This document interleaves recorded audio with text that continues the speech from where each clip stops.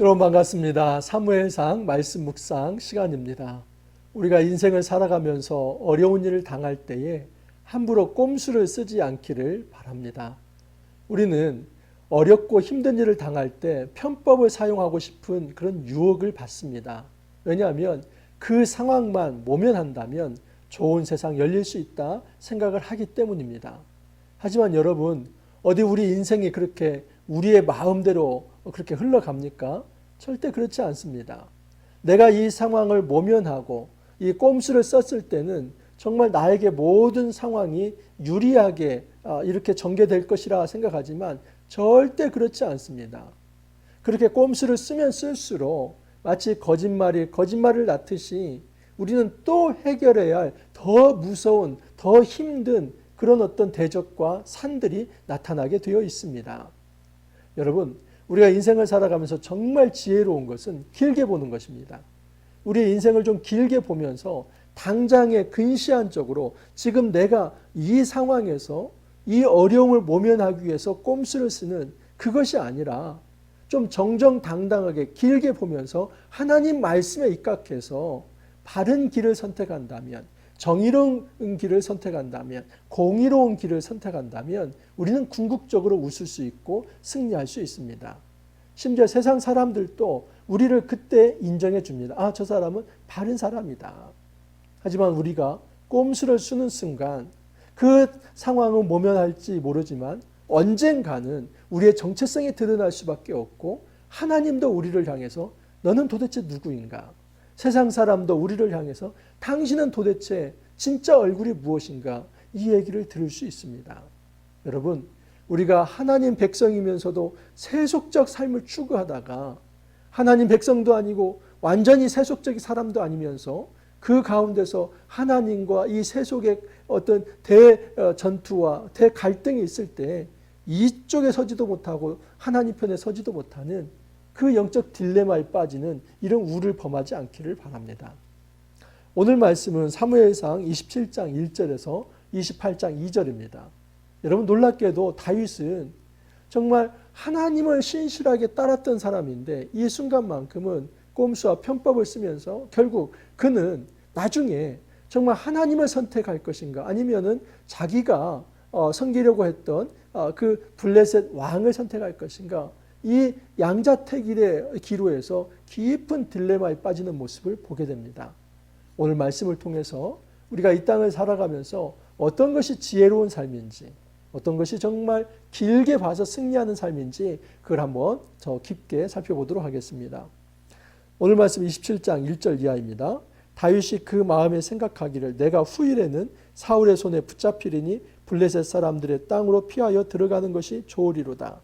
사울이 이스라엘 온 영토 내에서 다시 나를 찾다가 단념하리니 내가 그의 손에서 벗어나리라 하고. 여러분, 다윗이 사울을 피해서 도망 다닙니다. 그런데 다윗에게 있어서 가장 큰 약점이 하나 있습니다. 이것은 다윗이 힘이 없거나 싸울 수 있는 전략과 전술이 부족하거나 또는 그에게 군사가 없는 것이 아닙니다. 여러분, 600명은 그렇게 적은 군사 아닙니다. 게릴라전을 한다면 충분히 승산을 가질 수 있는 병사이기도 합니다. 이미 다윗은 사울을 암살할 수 있는 두 번의 기회도 있었습니다. 이런 전후 상황을 놓고 볼 때 다윗에게 있어서 약점은 단지 전략과 전술이 없거나 또는 그에게 싸울 수 있는 용사가 없는 것이 아닙니다. 다윗에게 있어서 이 아킬레스건은 무엇이냐면 기름 부음 받은 자를 내가 죽일 수 없다는 그 신앙심입니다. 때로는 우리가 가지고 있는 이 신앙과 믿음이 우리가 어떤 선택을 하는데 굉장히 제약 조건이 됩니다. 그래서 다윗에게 있어서 그가 할 수 있는 선택은 무엇이냐면 사울이 쫓아오면 도망가는 것입니다. 사울과 대적해서 싸울 수가 없습니다. 그래서 이 다윗에게 이제 마지막 결단은 이런 것입니다. 내가 이스라엘 땅에서 더 이상 도망 다닐 곳이 없는데 내가 블레셋으로 가서 그 블레셋 가드왕 아기스 밑에서 내가 좀 보호를 받아야겠다. 그리고 내가 블레셋으로 가면 사울도 나를 쫓는 것을 단념할 것이다. 그렇게 쉽게 생각했습니다. 여러분, 10분 우리가 다윗의 마음을 이해 못하는 것은 아닙니다. 분명히 다윗에게 있어서 약점은 쫓겨다녀야 할 존재이고 그리고 그 절박한 순간에 그가 할 수 있는 일은 블레셋에 가서 좀 이제 보호를 받고 사울의 마음을 단념시키는 거라고 생각할 수 있습니다. 하지만 이것은 꼼수입니다. 이것은 정말 하나님 앞에서 더 신실하게 하나님 말씀을 따라서 행하는 행동이 아닙니다. 특별히 다윗이 하나님께 여쭤봤다는 얘기가 없습니다. 다윗은 여러분 꼭 싸움을 하거나 어떤 중요한 결정을 할 때는 하나님께 여쭤보는 사람입니다. 하나님 이거 해도 되겠습니까? 제가 이 길을 가도 되겠습니까? 근데 이때만큼은 다윗이 하나님께 여쭤보지도 않고 자기가 스스로 독단적으로 판단해서 블레셋으로 갑니다. 여기서부터 문제는 꼬이기 시작합니다. 다윗이 블레셋 왕 아기스에게 요청을 해서 시글락에 이르게 됩니다. 자, 그 시글락에서 다윗이 하는 일은 무엇이냐면 그나마 다윗은 양심적으로 블레셋 왕을 위해서 충성하는 것이 아니라 이스라엘 왕의 정체성을 가지고 이스라엘 백성을 보호하는 일을 바로 이 블레셋 땅에 들어가서 하게 됩니다. 8절 이하를 보면 다윗과 그의 사람들이 올라가서 그술 사람과 기르스 사람과 아말렉 사람을 침노하였으니 그들은 옛적부터 술과 애굽 땅으로 지나가는 지방의 주민이라. 다윗이 그 땅을 쳐서 남녀를 살려주지 아니하고 양과 소와 나귀와 낙타와 의복을 빼앗아 가지고 돌아와 아기스에게 이르매. 5절 이하를 보면 다윗이 이 가드 왕 아기스로부터 시글락이라고 하는 땅을 받게 됩니다. 그 시글락은 이 블레셋의 남쪽 경계입니다. 그러니까 변방으로 내려온 것이죠. 이 다윗이 어찌 보면 아기스의 마음을 좀 이제 긴장하지 않도록 아기스가 경계하지 않도록 그 변방에 내려옵니다. 남쪽의 변방에는 누가 있냐면 바로 아말렉 족속이 있습니다. 여러분 이 다윗은 놀랍게도 그 아말렉을 치는 일을 합니다. 사실 이 아말렉은 블레셋과의 어떤 대적 관계라기보다는 이 아말렉은 지금 이스라엘과의 대적 관계입니다. 그래서 이 아말렉이 끊임없이 이스라엘을 괴롭히는데 지금 이 다윗은 이스라엘을 위해서 아말렉과 싸웁니다. 그러니까 다윗은 여러분 지금 블레셋 땅에 와서 블레셋의 이 가드 왕의 신하로 존재하지만 그는 누구를 위해서 일을 하고 있습니까? 지혜롭게도 그는 이스라엘 사람들을 위해서 일을 하고 있습니다. 여기까지는 다윗이 정말 이 위험한 줄타기 속에서도 일을 참 잘한다고 볼 수 있습니다. 하지만 여러분 이것은 길게 가지 못합니다. 자, 아기스가 물어봅니다. 아기스가 이르되 너희가 오늘은 누구를 침노하였느냐? 아기스가 물어보죠. 이 다윗 네가 지금 군사를 이끌고 원정을 다니고 하는데 오늘은 어디 가서 누구와 싸워서 이겼느냐? 그걸 물어봅니다. 근데 여러분 이 다윗은 이때 거짓말을 합니다. 거짓말을 할 수밖에 없습니다.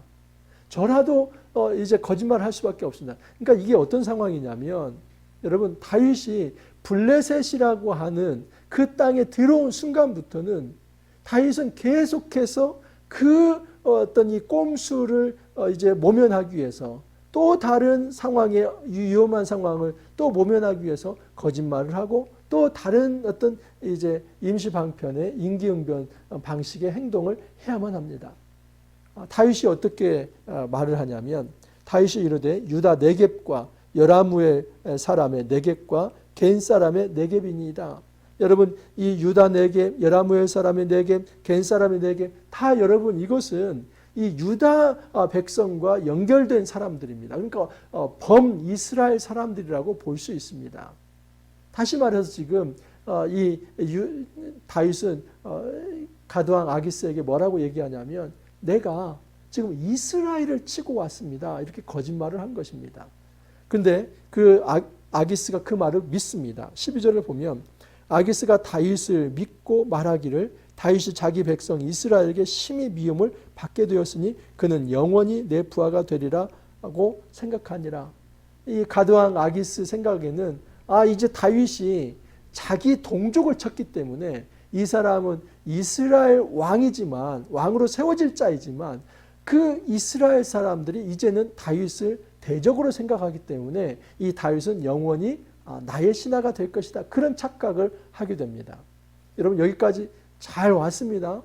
정말 이것은 뭐 이게 외줄타기 하듯이 위험한 상황에서 그냥 다윗이 그냥 균형을 잡으면서 이 블레셋에서도 그곳에서 아기스는 섬기지 않고 하나님 백성으로서 이제 이스라엘 보호하는 이 삶을 아슬아슬하게 외줄타기 하듯이 잘 온 것 같습니다.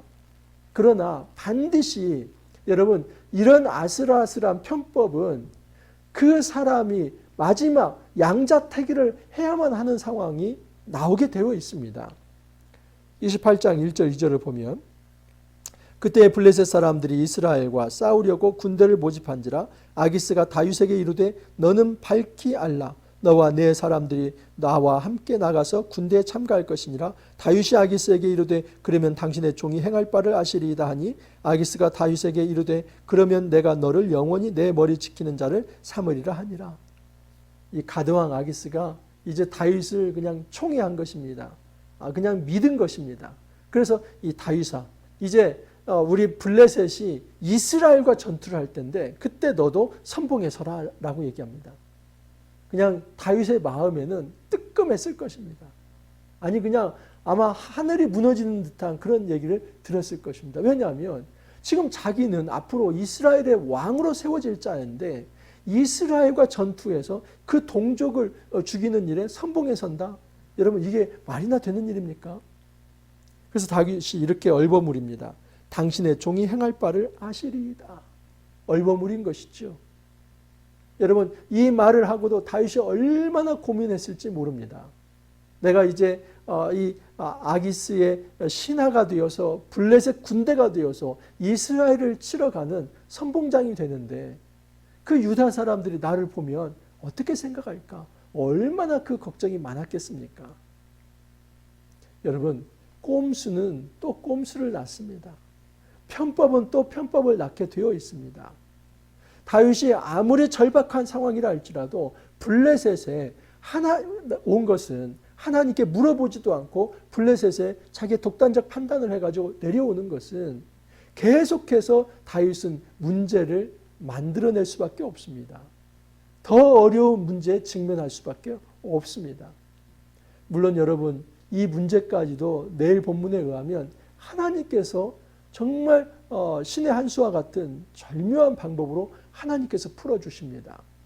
그렇다 할지라도 여러분 우리가 함부로 하나님 앞에서 하나님 말씀을 묻지도 않고 내가 독단적으로 판단해서 편법을 쓰는 일을 그렇게 쉽게 해서는 안 됩니다. 왜냐하면 그렇게 했다가는 정말 나중에 우리가 하나님을 섬겨야 할 이 정체성을 가진 존재이지만 오히려 하나님의 백성을 해롭게 하고 이 세상과 타협하면서 우리가 악한 일을 행하는 자리에 이를 수도 있기 때문입니다. 우리가 이 땅을 살아가면서 어려운 일 많이 당합니다. 여러분 그때 생각하기를 바랍니다. 길게 보자. 우리 인생 길게 보자. 지금 내 앞에 직면한 그 작은 어떤 이익 그리고 손해 그 손익만을 따지면서 오늘 당장 나에게 이익되는 그런데 사실은 그 이익되는 일이 의롭지 않은 일인데 그것을 선택하는 그런 여러분 정말 근시안적인 판단을 하지 않기를 바랍니다.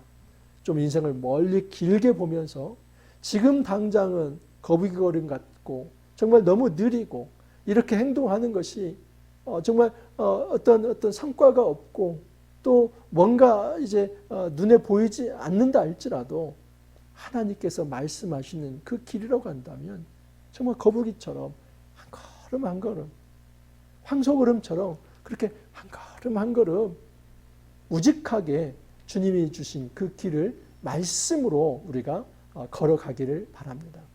이 우직한 삶에 우리 하나님께서 궁극적으로 승리를 주실 것입니다. 결국 이러한 삶은 믿음이 아니면 감당할 수 없습니다. 함부로 근시안적 판단에 따라서 편법을 써서 정말 우리의 정체성의 위기를 맞는 그런 순간을 맞지 말고 정말 우리가 하나님 앞에서 더 깊게 생각하면서 멀리 생각하면서 주님이 결국은 회복해 주실 것에 대한 그 신뢰를 가지면서 우직한 한 걸음을 또 내딛기를 간절히 소망합니다. 같이 기도하겠습니다. 주님 감사합니다. 우리가 이 땅을 살아가면서 어렵고 힘든 일을 많이 만납니다. 그때에 우리가 함부로 이 땅을 살아가면서 정말 죄악과 우리가 타협하지 않게 하옵소서. 이 세상적인 세속적 판단에 우리의 몸을 실지 않게 하옵소서. 오직 하나님 말씀에 따라서 주님이 원하시는 판단하게 하여 주시고 주님의 말씀으로 우리가 궁극적으로 승리할 수 있게 하여 주옵소서. 모든 발걸음 주님께서 인도하시고 복 주시기를 간절히 원하옵고 예수님 이름으로 기도하옵나이다. 아멘. 여러분, 이번 한 주 또 시작되었습니다. 이제 이번 주 토요일까지 하면 이제 사무엘상 말씀이 마감이 됩니다. 저는 말씀을 드린 대로 6월 24일까지 묵상 해설을 합니다.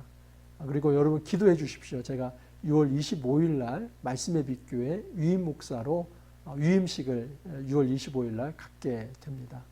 그래서 위임식 갖는 동안에도 분주하긴 하지만 이제 사무엘상 마무리하려고 합니다. 여러분 마지막까지 함께 할 수 있기를 바랍니다. 또 오늘 하루도 여러분 화이팅 하시고 내일 또 찾아뵙도록 하겠습니다. 감사합니다.